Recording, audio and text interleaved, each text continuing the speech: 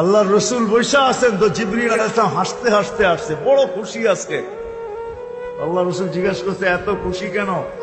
বলছে সুসংবাদ নিয়ে আসছি, আপনিও খুশি হয়ে যাবেন। বলছে কি সুসংবাদ? 70,000 উম্মত আপনার হিসাব কিতাব ছাড়া জান্নাতে যাবে। তো শুনতে দেরি, চেহারা মলিন হইতে দেরি হয় নাই।